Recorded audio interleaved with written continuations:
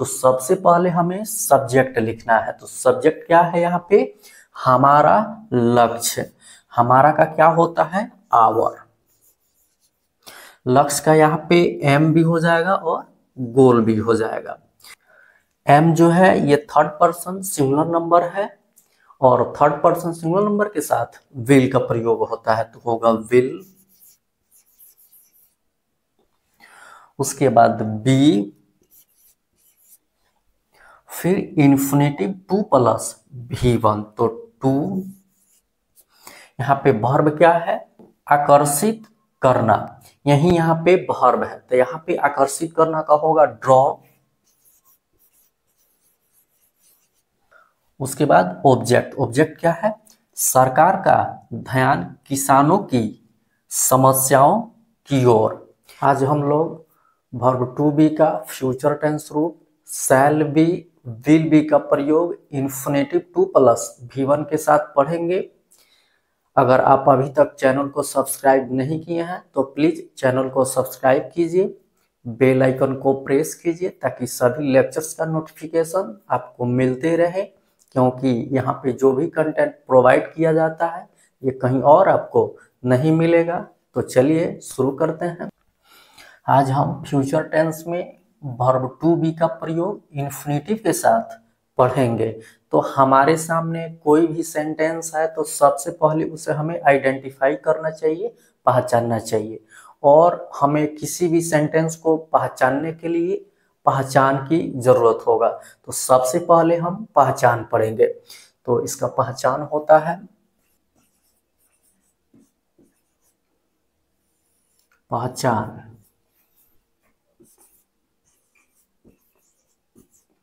हिंदी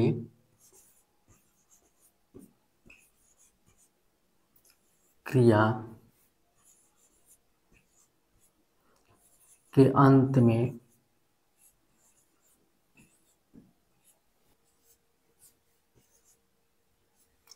ने को होगा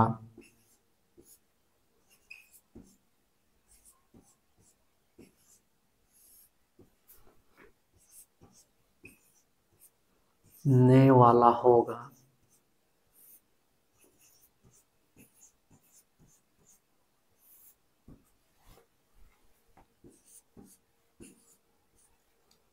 ने को होऊंगा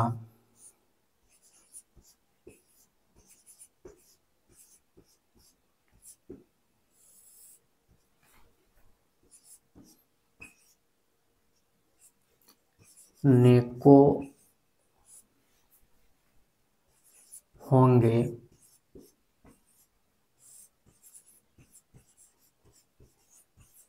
इत्यादि।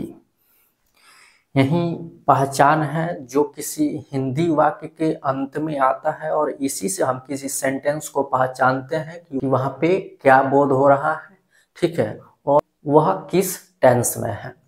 ठीक है, चलिए इसे हम कुछ एग्जाम्पल से समझते हैं।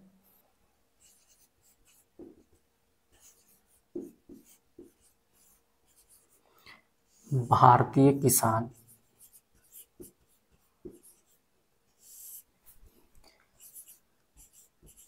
देश के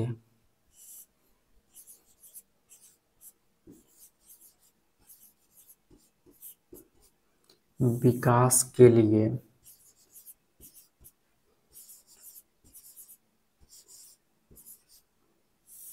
कठिन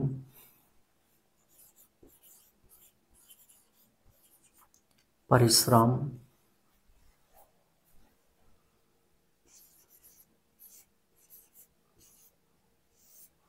करने को होंगे।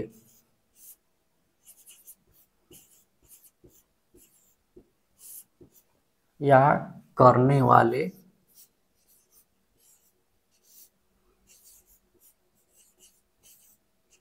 होंगे। जैसे यहाँ पे सेंटेंस देखिए, इस सेंटेंस में वर्ब के अंत में आया है ने को होंगे या ने वाले होंगे। तो इससे पता चलता है कि यहाँ पे जो गे है इससे पता चलता है कि ये फ्यूचर टेंस में है। ने को से पता चलता है कि यहाँ पे वर्ब टू बी का प्रयोग इन्फिनेटिव 2 प्लस V1 के साथ करना है। तो ये पहचान को हमें हमेशा याद रखना है ताकि हमें किसी भी सेंटेंस को पहचानने में आसानी हो और हम गलती नहीं करें। तो चलिए हम आगे पढ़ते हैं। अफर्मेटिव सेंटेंस, उसके रूल्स को पढ़ेंगे और एग्जाम्पल से समझेंगे। हम पढ़ेंगे रूल्स नंबर 1, अफर्मेटिव सेंटेंस।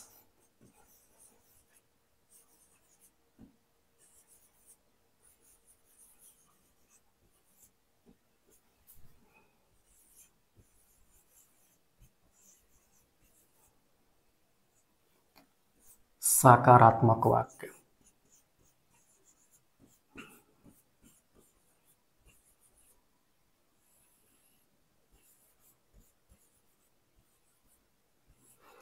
तो सबसे पहले हमें समझना है कि इसे हम अफर्मेटिव सेंटेंस क्यों बोलते हैं। हम जो भी बोलते हैं वह स्टेटमेंट होता है। स्टेटमेंट दो होता है, एक अफर्मेटिव और दूसरा negative.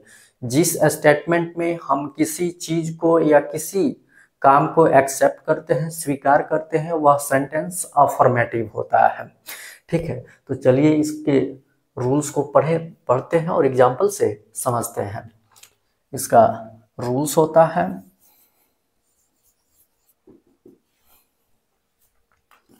Subject plus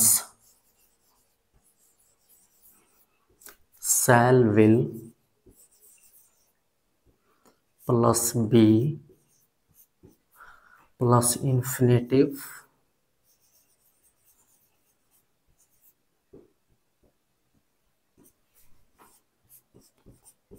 two plus V1 plus object. यही अफर्मेटिव का स्ट्रक्चर होता है। क्या होता है? Subject plus shall will plus be plus infinitive to plus V1 plus object. ठीक है, इसे हम एग्जाम्पल से समझते हैं। हमारा लक्ष्य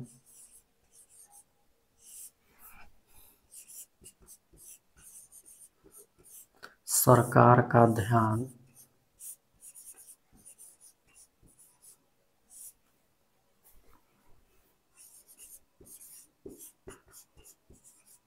किसानों की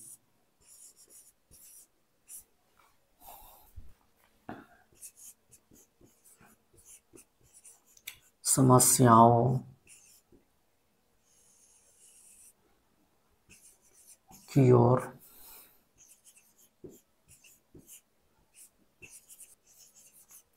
आकर्षित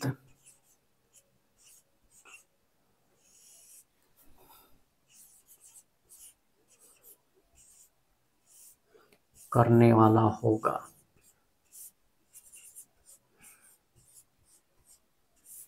हमारे सामने कोई भी सेंटेंस आए तो सबसे पहले उसे हमें आइडेंटिफाई करना चाहिए, पहचानना चाहिए।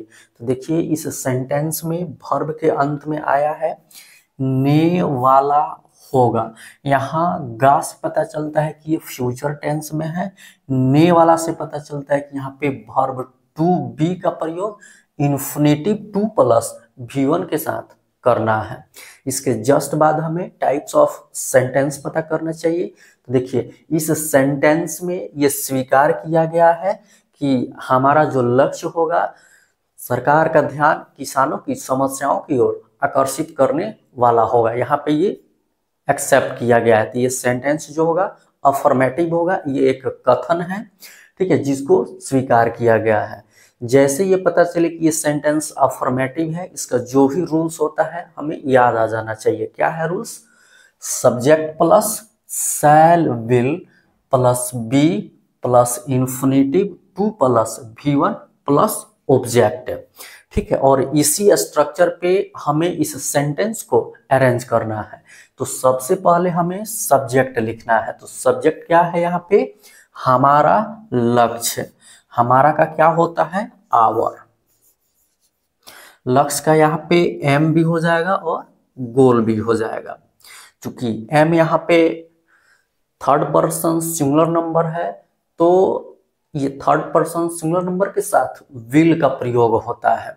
अगर आप शैल या विल का प्रयोग नहीं जानते हैं कि किस सब्जेक्ट के साथ होता है, तो लास्ट लेक्चर्स में हम फ्यूचर टेंस में जब सेल विल का प्रयोग मेन वर्ब के रूप में पढ़ रहे थे तो वहां पे हम ये बिल्कुल डिटेल्स में पढ़े हुए हैं। यूज ऑफ सेल और यूज ऑफ विल को एक बार और हम याद कर ले।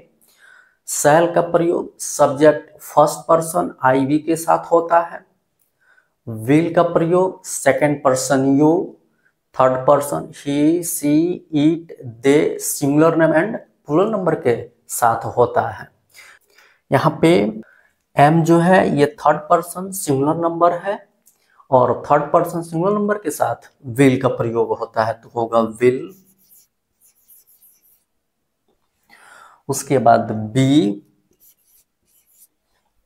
फिर इन्फिनेटिव 2 प्लस V1 तो 2। यहाँ पे वर्ब क्या है तो आकर्षित करना, यही यहाँ पे वर्ब है तो यहाँ पे आकर्षित करना का होगा ड्रॉ। उसके बाद ऑब्जेक्ट, ऑब्जेक्ट क्या है सरकार का ध्यान किसानों की समस्याओं की ओर तो यहाँ पे हो जाएगा द गवर्नमेंट्स,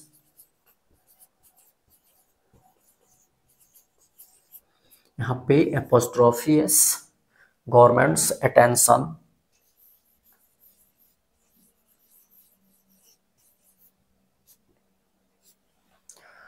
टूवर्ड्स,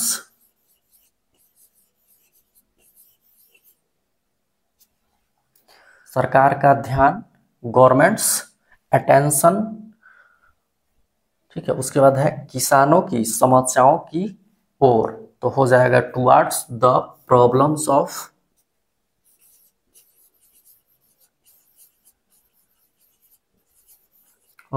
फार्मर्स। और अंत में फुल स्टॉप, चूंकि ये क्या है एक स्टेटमेंट है, स्टेटमेंट चाहे निगेटिव हो या अफर्मेटिव हो उसके अंत में हमें फुल स्टॉप का प्रयोग करना चाहिए। अगर हम फुल स्टॉप का प्रयोग नहीं करते हैं सेंटेंस इनकम्प्लीट हो जाता है, इनकरेक्ट हो जाता है। तो चलिए एक बार और इसे हम समझ लेते हैं कि कैसे इसको हम ट्रांसलेट किए हैं, ठीक है। तो देखिए सबसे पहले इसमें हमें सब्जेक्ट लिखना है। सब्जेक्ट क्या है हमारा लक्ष्य जिसका होगा आवर एम।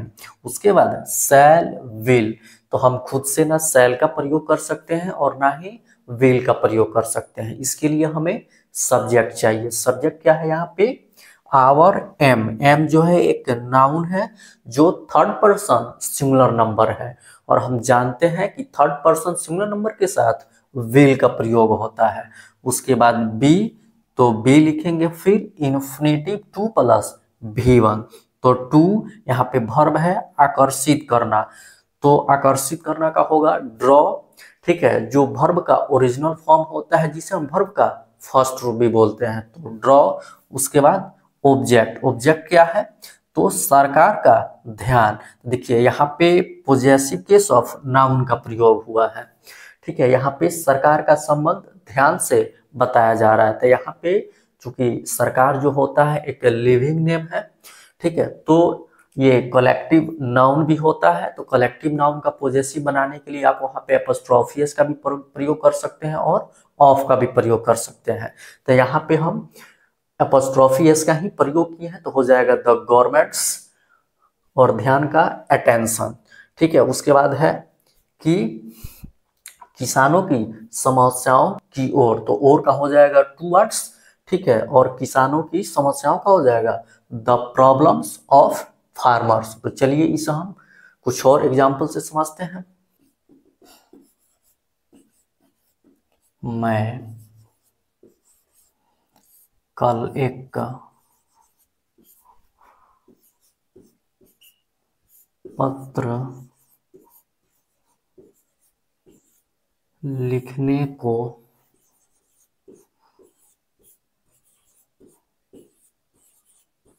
होगा, यही सेंटेंस है। तो सबसे पहले हमारे सामने कोई भी सेंटेंस है तो उसे आइडेंटिफाई करना चाहिए। तो देखिए इस सेंटेंस में वर्ब के अंत में आया है ने को होऊंगा, यहाँ पे गा से पता चलता है कि फ्यूचर टेंस में है। ने को से पता चल रहा है कि यहाँ पे वर्ब टू बी का प्रयोग इन्फिनेटिव 2 प्लस V1 के साथ करना है। इसके जस्ट बाद हमें टाइप्स ऑफ सेंटेंस पता करना चाहिए।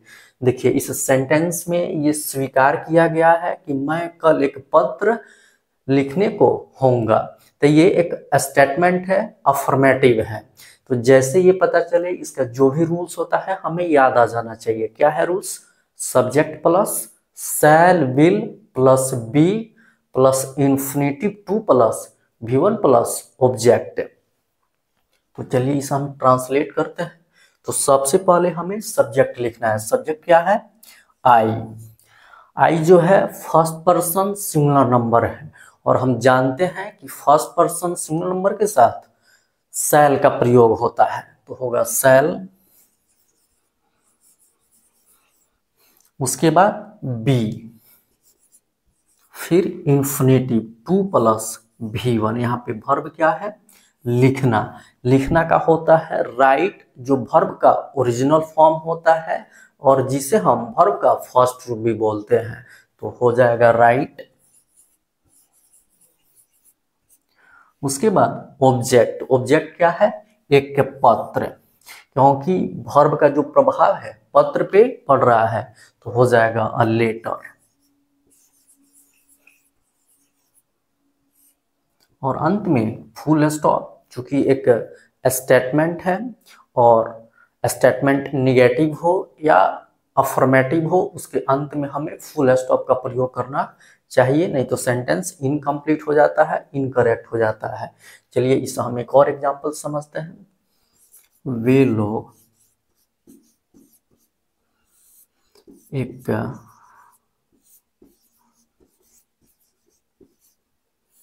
भक्ति गीत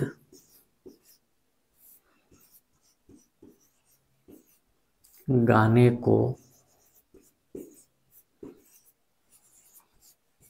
होंगे।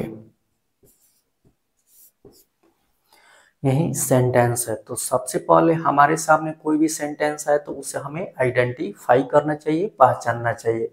तो देखिए इस सेंटेंस में वर्ब के अंत में आया है ने को होंगे, जहां गे से पता चलता है कि ये फ्यूचर टेंस में है, ने को से पता चलता है कि यहाँ पे वर्ब टू बी का प्रयोग इन्फिनिटिव टू प्लस V1 के साथ करना है। इसके जस्ट बाद हमें टाइप्स ऑफ सेंटेंस पता करना चाहिए।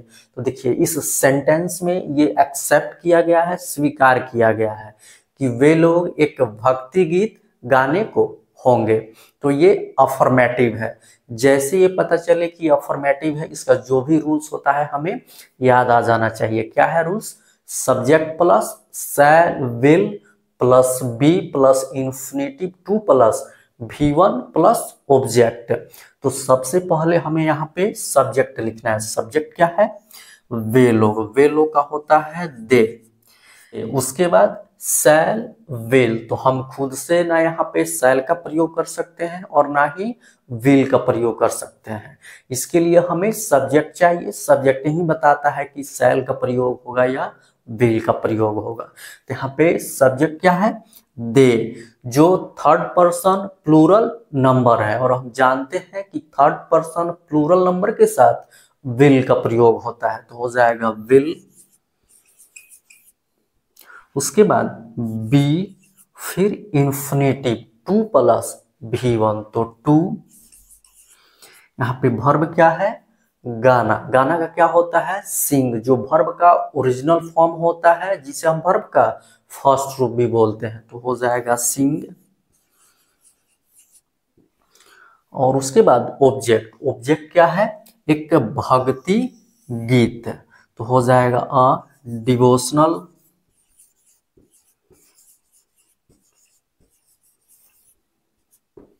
सॉन्ग। और अंत में फुल स्टॉप। तो चलिए इसी के साथ अफर्मेटिव सेंटेंस समाप्त हुआ। नेक्स्ट लेक्चर में हम निगेटिव सेंटेंस पढ़ेंगे और ऐसे ही एग्जाम्पल से समझेंगे। अगर आपको लेक्चर अच्छा लगे तो शेयर कीजिए, लाइक कीजिए, कमेंट कीजिए, चैनल को सब्सक्राइब कीजिए, बेल आइकन को प्रेस कीजिए ताकि सभी लेक्चर्स का नोटिफिकेशन आपको मिलते रहे। हमारे साथ बने रहने के लिए आप सभी को बहुत बहुत धन्यवाद। Okay, thanks.